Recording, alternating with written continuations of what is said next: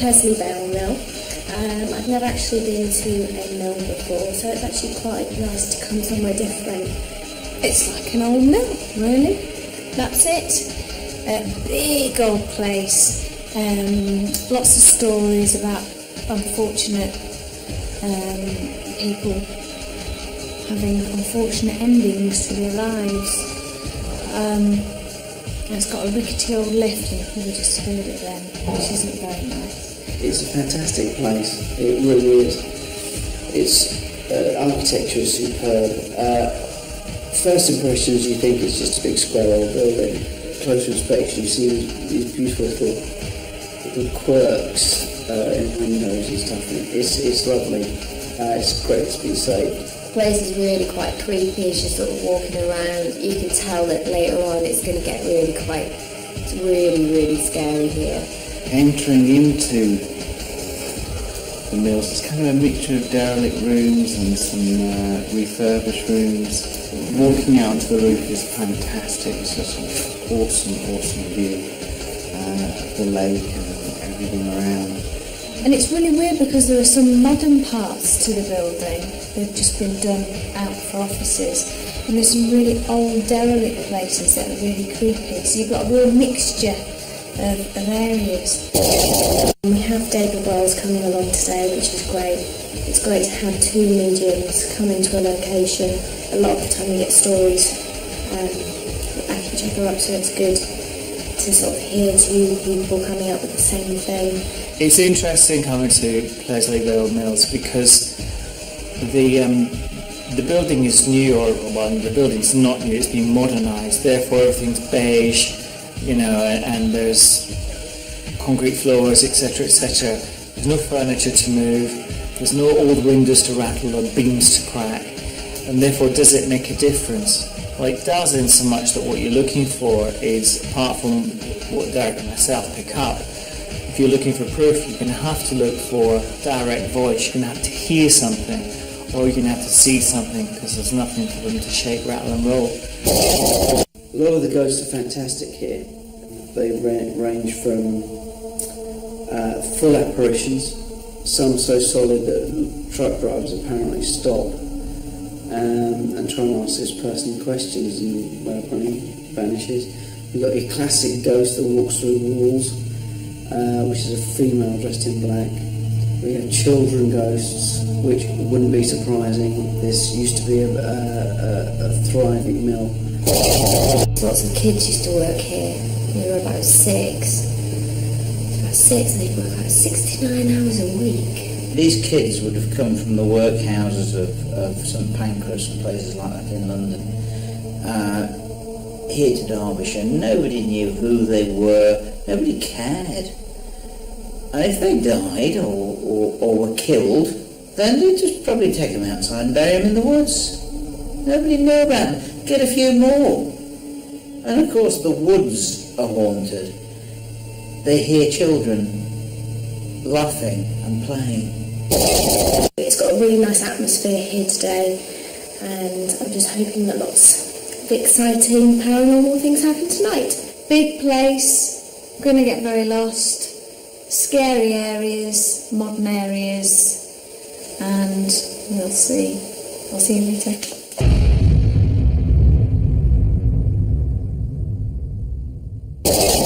I've just been for a walk round with Kieran just to sort of get my bearings and see if there's anything to pick up. And it certainly seems active. It doesn't feel oppressive like some of the places we've been. I don't mean to say it feels, jolly, light and happy, because it doesn't feel that either. I've got someone on fire. Someone running from this building, this way, on fire. There's more than one. There's a couple, but there is one in particular who's making a right noise, a real big noise, and he's actually running more or less round here. He seems to be still in quite some stress, and he's actually saying to me, help me. Up on the roof, he had the impression that somebody fell off the roof, but he said it was actually a suicide. If I was trusting my intuition, okay, and we should, I have seen the woman I mentioned earlier. I can sense her, and she's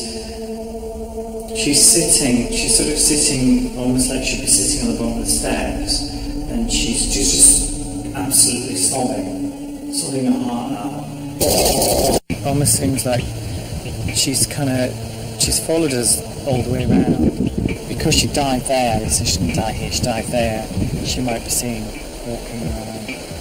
Earlier on, we were down in the staircase, stairwell, and on the ground floor, you're picking up a very strong feeling of connection. And now, as we come out onto the roof, the first impression is that somebody jumped off here, leapt off here, committed suicide. And you think, going with the intuition, that it's her. It's this lady. Same lady. There could be some connection with what Derek was getting there, about a woman and a baby going off the roof.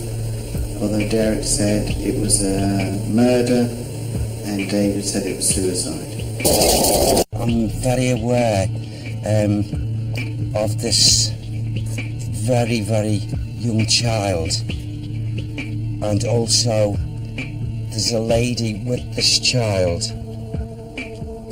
and it's like as if she's trying to draw attention, trying her best to draw our attention to up in this area.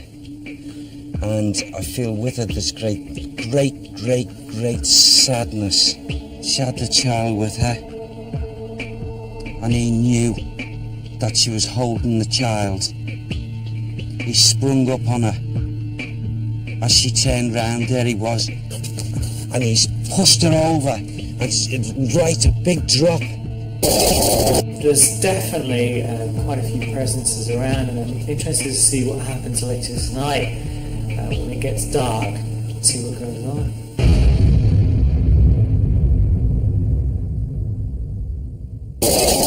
Well, what an exciting start. It was fantastic. We were doing the little walk around, and Derek was picking up on various stories. And we went up to the 4th floor, and there's a room right at the very end of the mill. Many people have felt a presence there. They've heard strange noises, and the faces of men, women and children have been seen up at the window. Yvette swore blind she'd heard someone say, "F*** off." It was f*** off. And it was really frightening. It really was.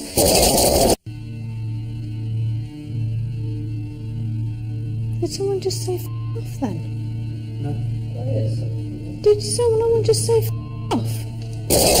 They reckon it came from at the back of where myself and Carl were standing. I heard nothing. And then they also think they heard a wheeze, a sort of sigh. We heard someone who seemed to have a wheezy chest, so I heard that. But Carl and other members of the crew didn't. Yvette heard it, Derek heard it. Quite a few people were a bit freaked out by it. You hear that noise again? It came from that corner. What? It was a squealing noise. Wheezy. Yeah. The staff here do say that they have heard similar sighing noises, someone exhaling, and also in that part of the building they've said that whatever's there, whatever haunts it, isn't happy with people being there.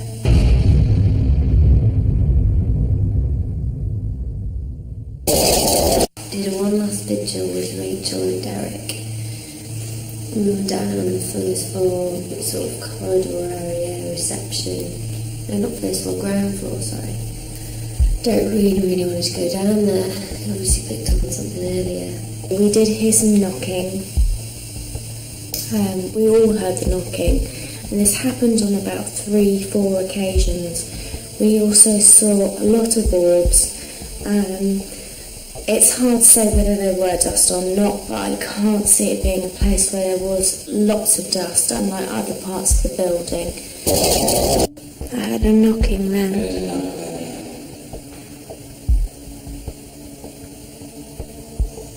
It wasn't strong. Yeah. Is there anyone here at the moment? Yes.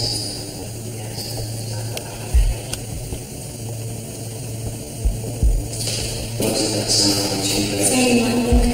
Yes. Did you hear it? Yeah, I heard it. I caught some more, Rachel caught some more, but then the reason I wanted to remember the diary campaigns really was because I caught what to me looked like a white mist kind of going up the camera like that, up the screen like that it was.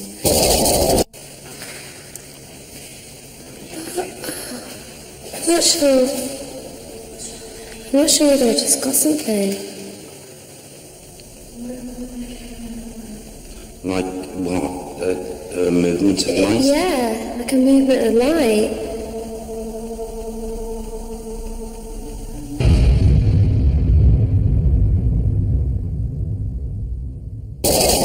I'm not too sure about this place. I can only hope that it's one of the places that surprises. It's still only early, so you never know, anything could happen. I couldn't believe it. The table actually started moving, but it only started moving after Carl came up with two names. Elizabeth Jane Metcalf. Elizabeth Jane Metcalf.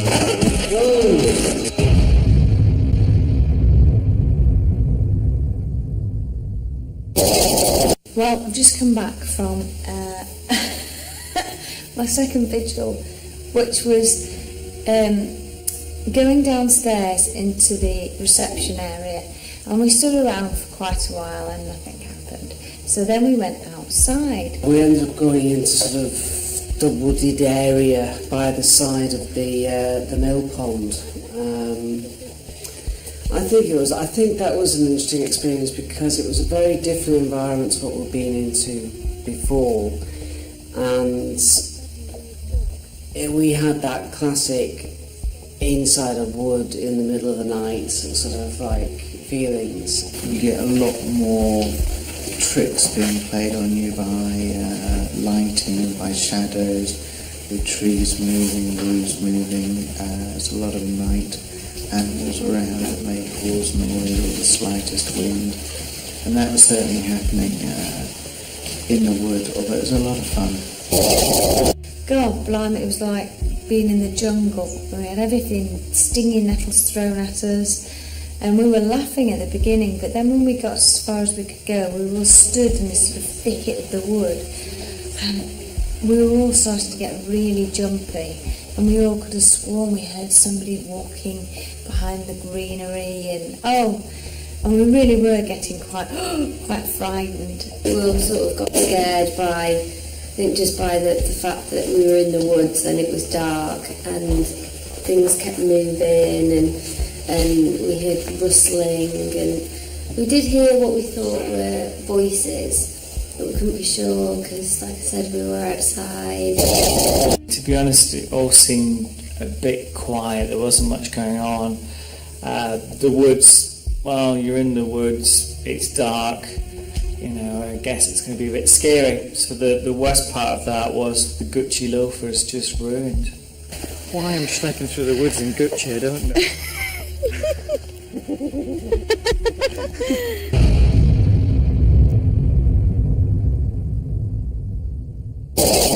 We're about to tempt a Ouija board, which traditionally, or at least the main tradition of it, comes from spiritualism era in the late 1800s and the use of it in circles, just as another form of communication with spirit. Just finished doing the Ouija board. Not something, I would recommend, but as an experiment I wanted to try it. It was very interesting, the glass, it moved almost immediately. We did two tests really with it. What we did at first was we had our eyes open so we could see what it was spelling out. We could see whether it was saying yes or no. We did actually have some interesting results. We got hold of a spirit called John who said he couldn't actually read and write, hence the fact he couldn't spell his second name. Came up with 1847, died here. I felt so emotional while it was going on. I suggested that people close their eyes and then see what happens. If we had some, if we had some very good results and we came up with some logical, coherent sort of answers, and people's eyes were closed, then that would prove to me that it wasn't auto-suggestion, and it would point towards maybe a paranormal explanation. We all closed our eyes, and it was absolute rubbish. Absolute rubbish. Didn't make sense whatsoever. Same thing as I always say with Ouija, that it's possibly this idiomotor muscular movement, it's a subconscious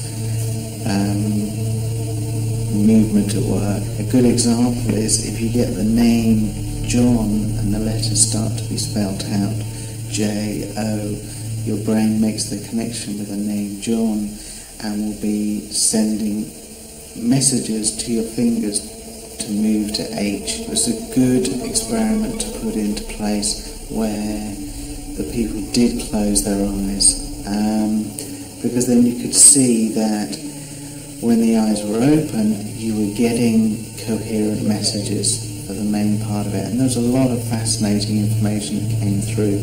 But when eyes were closed, it was just gobbledygook. There was nothing coming through of note, which kind of supports the theory that it is idiomotor muscular movement.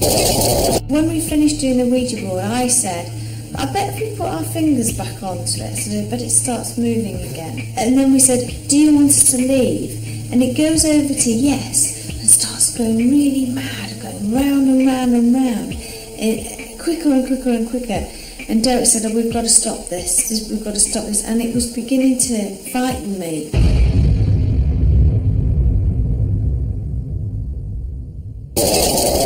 Okay, well, we've just finished doing some table tilting in the first floor corridor. Myself, Carl, Yvette and Kath, the four of us on the one table, we ended up getting a response. The table was tilting from side to side. For me, the big news is that we now have a competitor for Derek, which is Carl. He's now been given the official seal of approval by David as being open to getting messages, and certainly showed that this evening in the table tipping, coming up with 2 names, and at one point also getting the figure 8. I couldn't believe it. The table actually started moving, but it only started moving after Carl came up with 2 names, Elizabeth and Lucy Metcalf. Where did those names come from? I don't know what happened. I really don't know what happened. When certain things were said, nothing happened, and nothing happened, and nothing happened. And for some strange reason, when I spoke, I had nothing. I was just very empty, and that was it. When Yvette spoke, a name kept coming to me. It was probably completely stupid, no reason for it, but for some reason, every time I was speaking, 2 names were coming into my mind. What name? Elizabeth Jane Metcalf and Lucy Ann Metcalf. How weird. I have no idea why those 2 names were coming to my mind. And I just kept thinking these names, which is daft. I'm not a medium, I'm not. And I mentioned them to Yvette, and she mentioned the names, and they actually came through. The table started rocking, and things started happening. There was 2 major jolts on the table that lifted up on one corner. A question was asked and it moved, and God, it really frightened me. Fingers, hands were up, and everybody was like, well, what was happening? It was really, really interesting, and I felt really strange then. I had bad headaches, felt heavy, and yeah, it was weird. It definitely could feel like there was an atmosphere, that there was something definitely there. The table started moving, and there were definite bumps. And when it was a real sudden movement, I didn't like it. I was quite frightened. And then it really moved. Then it actually shifted, and you could hear it moving. And we found out quite a lot about them. We asked the date or the age of the youngest one, and again an 8 popped into my mind, so I just said it, and it moved again. The table did seem to move quite far on a couple of occasions. It was all really very, very odd. They gave us dates, 1822 when Elizabeth died. We found out how old Lucy was. She was 8. And David Wells was actually picking up on the same spirits. He actually picked up on 2 presences. There were 2 females, one Elizabeth, and later on he picked up on the name Lucy. So it was all very strange, and it was really interesting. And it was great because the last 2 times that we've done table tipping, nothing has happened at all. So for me, I really enjoyed the Ouija board that we did, even though nothing came of it, but I really enjoyed the table tipping as well.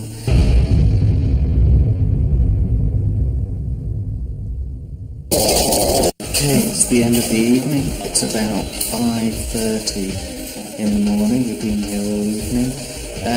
Fascinating night for a number of reasons. All in all, it has been quite an interesting night for most people. I didn't experience anything myself. I personally don't know whether this place is haunted or not. Do I think this mill is haunted?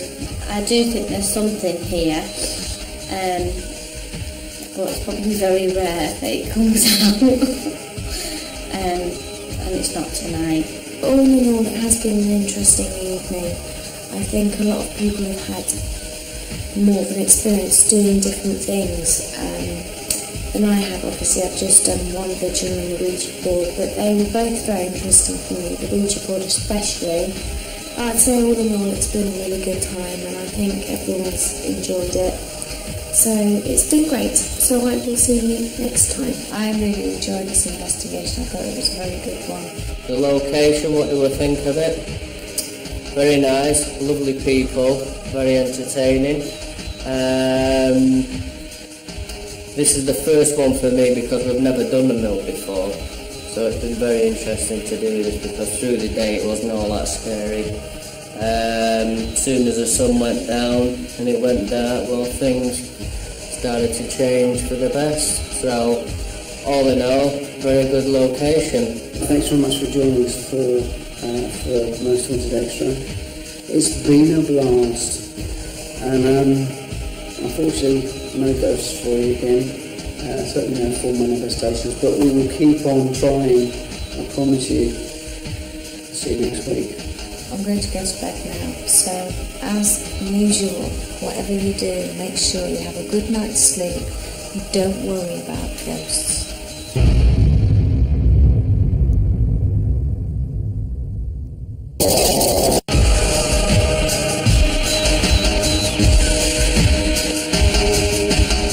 Tick a time extra, la la. Somebody didn't like that.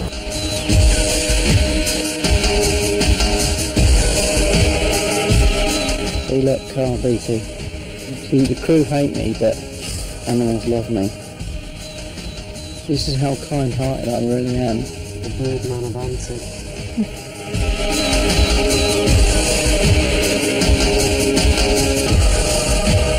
At one point during the investigation, even though I should have been concentrating on my EMF meter, I was distracted by the rarely seen Preston pigeon.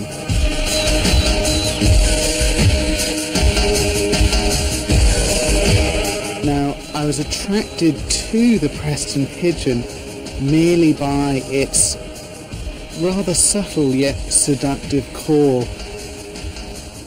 I turned around and the pigeon call is very different from the sort of call you might hear in Trafalgar or other places you see pigeons. The call was something like this.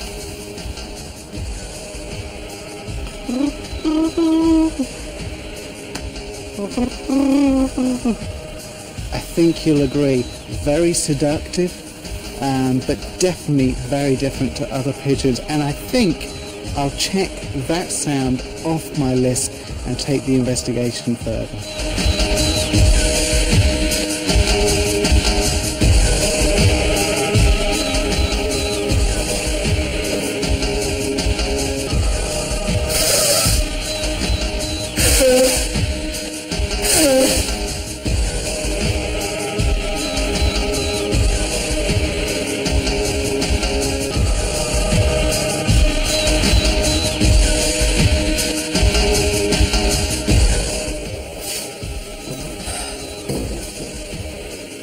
Hello there, and here we are at Pleasley Vale Mill in Mansfield. That's right, is it, John? Is it Mansfield? No, I've not seen it. Is it?